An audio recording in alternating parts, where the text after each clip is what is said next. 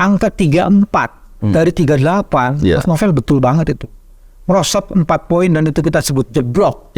Blok. Bukan goblok loh Mas, jeblok.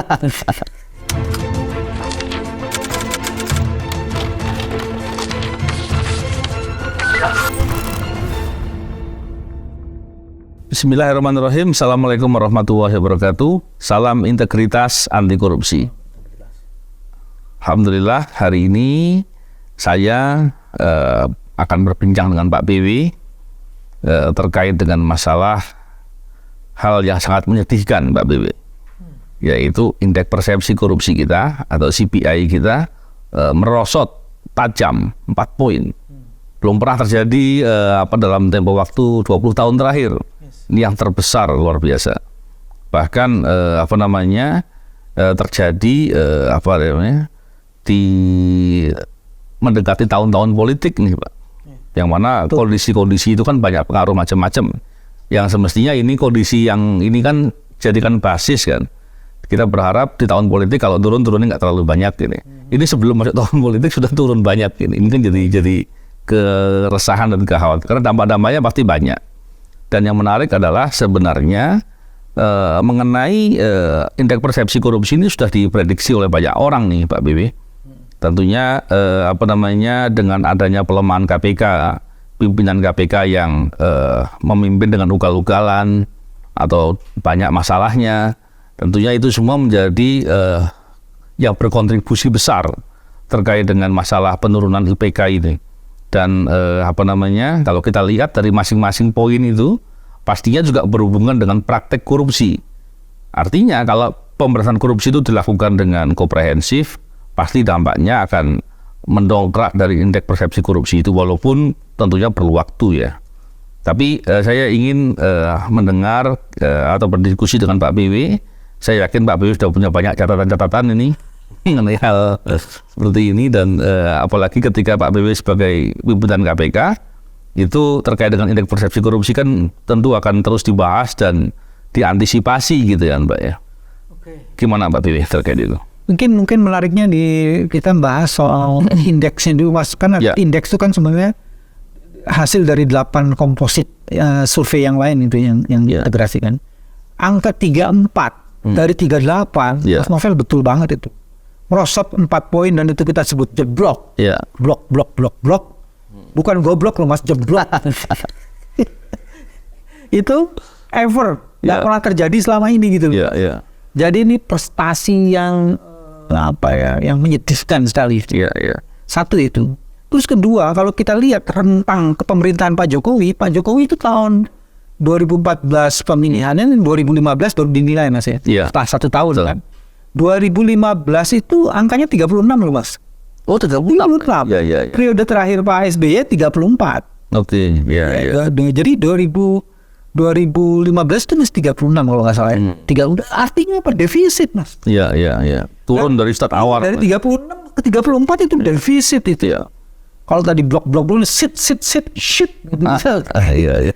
Jadi itu luar biasa. Jadi dikaitkan dengan periode 10 tahun Pak Jokowi, di mana kemudian ada menyumbang ini, dan itu artinya di ujung Pak Jokowi ini kan pemerintah ininya Pak Firly ini kan ya. Dia menyumbang pendapatan itu Pak Firly itu, dan artinya ya memang tidak bisa menyalahkan sepenuh-penuhnya KPK, tapi dia sebagai penjuru dari gerakan anti korupsi harusnya dia dapat dan wajib dimintai pertanggungjawaban.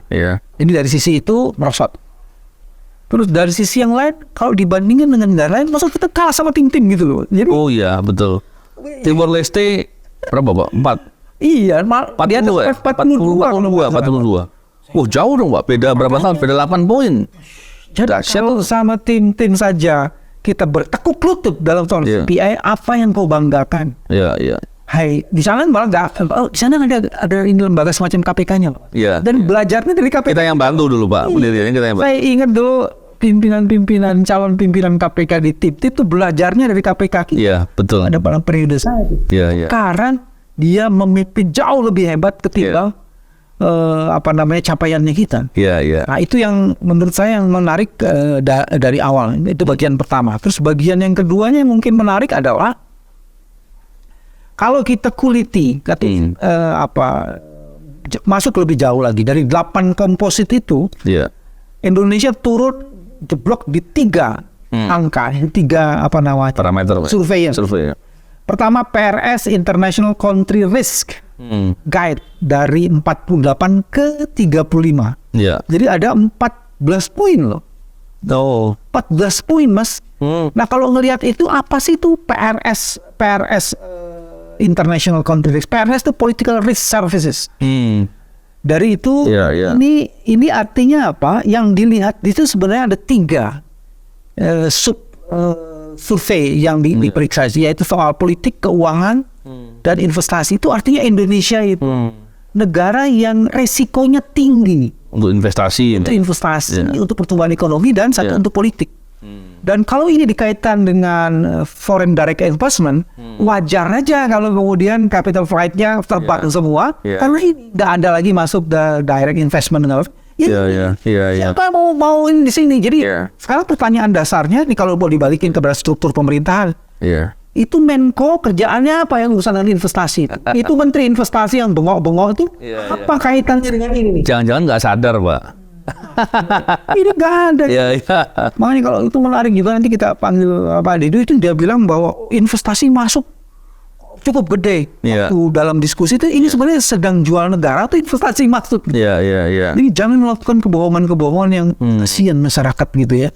Nah itu yang menarik. Jadi ada 3 indikator survei yang menarik. Pertama, international country risk-nya turun 13 poin. Itu kerentanan atau politik, ekonomi, dan investasi. Terus yang kedua, itu juga ternyata World Competitiveness Yearbook-nya, competitiveness-nya soal kompetisinya itu juga turun. Ini turunnya 5 poin dari 44 ke 39.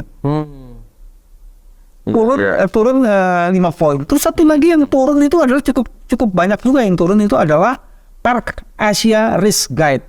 Ini resiko-resiko di sini, itu ininya di Hong Kong ininya, lembaganya ini. Di situ yang dilihat adalah bagaimana resiko korupsi, bagaimana soal kualitas tenaga kerja, bagaimana soal kekayaan intelektual. Itu turunnya itu sampai 3 poin. Nah itu yang menyumbang Indonesia merosot menjadi 4 poin. 13 poin, 5 poin, sama 3 poin. Nah jadi kalau dikulik di situ, kalau mau disimpulin, Indonesia itu tidak menarik bagi investasi karena ada resiko kerentanan politik, ekonomi, dan investasinya tinggi. Begitupun soal korupsinya tinggi. Jadi tenaga kerjanya juga begitu, dianggap bermasalah dan macam-macam kayak gitu. Itu survei itu mengatakan kayak gitu. Saya tadi kan katakan ke Pak BW bahwa jangan-jangan beliau-beliau yang Pak BW maksud tadi tidak mengerti. Kenapa saya katakan begitu? Ya terlepas dari beliaunya pasti orang-orang pintar lah Pak. Tapi masalah tidak mengerti kan bisa betul-betul tidak mengerti atau pura-pura tidak mengerti ini. Kalau kita bicara terkait dengan tadi, karena ada beberapa bahasan yang disampaikan di media bahwa itu kan IPK kan persepsi, faktanya nggak begitu, gitu loh Pak. Gimana Pak bisa menjawab itu? Ini kan persepsi katanya, jadi itu bukan fakta katanya. Saya jadi bingung lihatnya itu Pak. Yang pertama begini, persepsi ini diukur kepada responden itu orang-orang yang memang bergerak di bidang usaha. Jadi artinya kalau persepsi orang seperti itu, maka kemudian kita bisa menyatakan bahwa kira-kira faktanya ya kayak gitulah. Kecuali yang bikin adalah survei yang abal-abal. Jadi antara atau bayaran survei dan peristiwa itu bisa ada gap gitu ya. Nah itu kalau survei politik yang berkaitan dengan calon-calon bakal politik, kalau survei kayak ginian, menurut saya agak risky kita membuat pernyataan-pernyataan yang manipulatif kayak gitu. Apalagi ini bukan survei yang pertama, PI ini sudah 10 tahun lebih ya. Dan dipakai oleh banyak negara. Dan yang menarik adalah jurnalis, terus dunia usaha, investor pasti akan melihat ini kan Pak ya. Satu itu, terus kedua Mas, ini komposit dari berbagai, paling tidak di sini 1, 2, 3, 4, 8 Mas. 2, 3, 4, 5. Iya, itu dari 8 survei yang lain. Ada Varieties of Democracy, ada Rule of Law, ada Transform Index, ada ekonomis intelijen, macam-macam kayak gitu. Jadi dari 8 itu tadi yang saya sebut 3 itu merosot. 3 merosot, ada 3 lagi sama, hanya 2 yang naik. Jadi kalau mau itu juga kita bisa protes dari sini nih, Mas. Iya, rule of law index kita naik gitu. Wah, kawan akal juga. Rule of law naik. Rule of law indexnya naik, Mas. Dari 23 ke 24. Saya naik sedikit lah Pak, naik tipis lah. Posisi memang sudah di bawah lah, tapi naik ya lumayan lah gitu ya. Saya bayangin masalahnya, coba lihat, ada kasus Sambo, ada kasus Mahkamah Agung, ada kasus Mahkamah Konstitusi, tadi Minasa, ada kasus Kejaksaan, di mana naiknya? Tapi ini juga menarik Pak.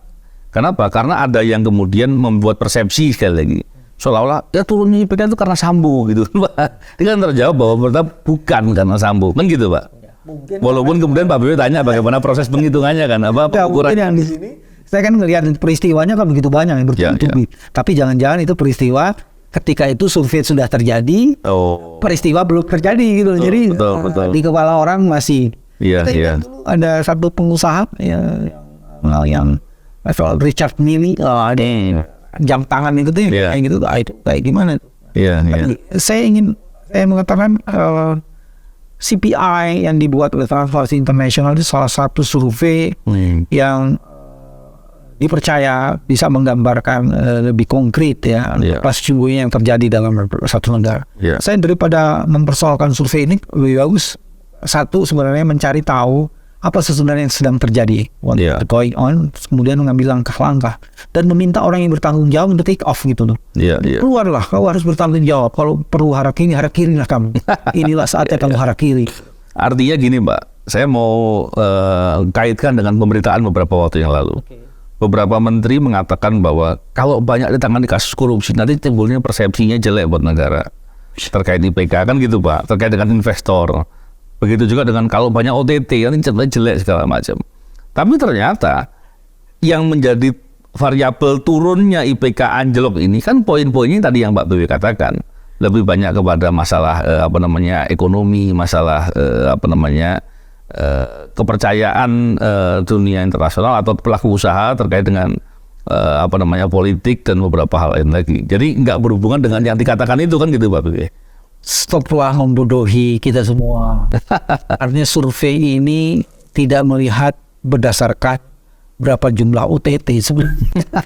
Jadi kita belum banget kalau kemudian membuat jumlah OTT itu sebagai dasar dari survei. Ini survei mengenai risk country ini, international risk country ini, itu bukan didasarkan atas adanya OTT. Dan di situ yang dilihat itu soal finansial, investasi, dan satu lagi soal ekonomi, politik, finansial dan ekonomi. Itu yang dilihat. Yang dilihat lagi adalah risiko korupsi di park yang lainnya di Hong Kong ini yang international bank itu. Terlalu prematur dan ada angka dan menurut saya ini agak manipulatif. Mengaitkan OTT itu dengan jebloknya ini. Karena menurut saya sih nggak ada sih kesalahan sangat fatal sekali. Jadi kalau kita lihat kan Mbak, yang poin tadi Pak Boyo katakan mengenai ekonomi, terus investasi sama politik, ini kan 3 hal yang berhubungan dengan korupsi juga. Kenapa? Contohnya kalau korupsinya banyak, pasti akan berhubungan dengan investasi. Investasinya orang akan berhitung. Kenapa? Ongkos produksi menjadi lebih mahal. Biaya lain-lainnya yang nggak terduga ini yang kemudian akan sulit orang mengambil keputusan untuk mau berinvestasi. Tapi problemnya adalah investor kan ada investor yang ikut kaidah good governance, ada yang investor hitam. Jadi ketika kemudian ada orang yang tetap mesti berinvestasi, ternyata ada investor hitam, kan bisa diklaim, enggak kok ternyata nggak ada kaitan gitu. Padahal dampaknya pasti akan berhubungan dengan ketenagakerjaan contohnya, dengan masalah lingkungan dan lain-lain. Dan itu kan masuk di survei ini juga mestinya. Nah, hal begini yang kemudian kalau sekedar berkilah pasti banyaklah cara untuk berkilah. Masalahnya ini negara diurus tidak dengan cara berkilah gitu loh Pak Bi. Dan Mas Novel, kalau ini sebenarnya udah ada contoh di lembaga negara lain. Di Afrika itu begitu governance reforms dibangun, good corporate governance, bahkan sekarang ada governance risk compliance (GRC) itu bahkan itu banyak donor-donor, investor-investor yang putih yang memang ingin bermain sesuai dengan ini governance, risk compliance itu dia keluar. Dan memang ada investor masuk, tapi investor yang memang ya sudah itu, kalau bisa dibeli semuanya dibeli gitu. Kalau bisa dikuasai dengan cara dibeli. Itu sebabnya muncullah guyonan kan pada saat itu. Investasi yang paling punya jangka panjang dan karena ada durability-nya dan itu menghasilkan besar adalah investasi beternak, pengusaha dan penguasa. Itu guyonan. Kita tidak mau itu terjadi. Tapi di sebagiannya kok itu menjadi sesuatu. Ini yang menurut saya kita harus hati-hati. Jadi jangan sampai ada tetap investor masuk, kita mesti lihat ini investor yang suka juga membeli dan beternak seperti yang tadi dikatakan atau tidak gitu. Kalau para peternak yang kayak begitu, pantas saja mereka masuk. Pasti ya juragan ternak yang membolehkan mereka masuk itu. Dan kan gini Pak B, kalau investor putih pastinya dia akan melakukan investasi dengan jangka panjang, dan itu akan menguntungkan negara dan juga secara ketenagakerjaan pasti akan menguntungkan karena prosesnya juga akan bagus di situ. Kalau investor yang hitam pastinya jangka pendek dan biasanya ngerusak lingkungan, masalah keterburuhan segala macam problemnya pasti banyak. Belum lagi ngerusak lingkungan dan lain-lain. Kan gitu Pak. Jangan bilang hitam Mas, kulit saya hitam. Kesentuhnya breksek gitu. Yang breksek. Dan ini Pak Bibi, terakhir tentu Pak Bibi. Terkait dengan masalah ini, terus apa yang bisa dilakukan? Kita bisa melihat bahwa jebloknya ini kan luar biasa. Saya dulu mengikuti proses di mana IPK kita naik 1, 2 dan seterusnya. Bertahap ya. Bertahap. Sustainability-nya bagus. Betul. Trennya bagus gitu. Ya, turun 4 ini sangat mengagetkan dan kita kemudian khawatir. Terus mengatasinya gimana? Apa yang harus dilakukan? Kalau menurut saya sih di setiap survei ini dia pasti akan punya semacam wilayah apa saja yang mau disurvei gitu. Kalau kita mau naikin itu, kita mesti masuk di wilayah-wilayah yang mau disurvei. Nah, wilayah yang mau disurvei itu kayak tadi misalnya political, finansial, dan ekonomi. Kita mesti lihat nih, para pengusaha itu, ini misalnya gini, competitiveness aja kita jelek. Nah, problem competitiveness itu ada di mana sebenarnya? Kalau oligarki bekerja, monopolistik bekerja, ya udahlah, nggak akan mungkin ada competitiveness. Perbaiki itu gitu. Ada monopoli di situ. Iya, ada monopoli dan kemudian ada oligarki yang bekerja di situ, nggak akan mungkin ada competitiveness itu. Satu itu. Terus kemudian juga risk country-nya. Risk country-nya itu kan tadi ada di investasi, di financial, sama di pertumbuhan ekonomi. Bahkan kemudian di Hong Kong itu dibilang ada resiko korupsi. Yang paling dirasakan adalah resiko korupsi yang muncul di lembaga-lembaga pelayanan publik dan lembaga-lembaga yang melayani dunia usaha. Dan kan terlalu simplistik Mas Novel kalau dibilang kita akan selesaikan ini kalau udah digitalisasi. Ini menurut saya ini terlalu. Jangan-jangan ngeles juga itu. Ini digitalisasi bisa menyelesaikan. No, digital sebagai instrumen bisa banyak membantu. Betul. Tapi kalau karakter orang yang menjadi bagian dari proses digital itu dan nggak dibenahin juga jadi masalah. Banyak cara untuk ngakali. Karena fingersnya itu kan tetap orang-orang yang operate itu juga tetap menjadi masalah. Jadi jangan seolah-olah dengan digital itu kemudian semuanya beres. Itu terlalu simplistik, kosong terlalu besar. Ya, menarik Pak Bibi terkait dengan IPK ini. Saya minta maaf ngomongnya lurus-lurus begini Mas. Mesti disampaikan dengan lugas Pak. Kalau cuma disindir biasanya mereka lupa atau jangan-jangan udah kebal gitu. So, percaya paling hebat gitu. Kabur aja. Ya, memang menarik Pak Bibi terkait dengan masalah ini dan tentunya kita melihat bahwa satu-satunya lembaga di negara ini yang punya peran pemberantasan korupsi yang paling lengkap itu KPK. Dia bisa tugas penindakan, pencegahan, pendidikan, dan itu dilakukan secara komprehensif dan tentunya bisa berkaitan dengan poin-poin yang Pak B katakan tadi. Walaupun tentunya upaya pemberantasan korupsi ini bukan serta-merta hanya tugas KPK, tapi kebetulan kali ini yang bikin kekacauan justru malah dari KPK. Itu kan yang kita catat seperti itu kurang lebih. Dan tentunya kita berharap ada cara yang dilakukan dengan sungguh-sungguh, ada pilihan strategis yang diambil oleh pemerintah untuk memperbaiki ini semua, termasuk di sektor penegakan hukum, pemberantasan korupsi dan masalah pelayanan-pelayanan lainnya yang itu penting dan berkaitan dengan IPK.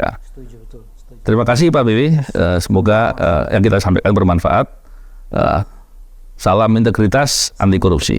Assalamualaikum warahmatullahi wabarakatuh.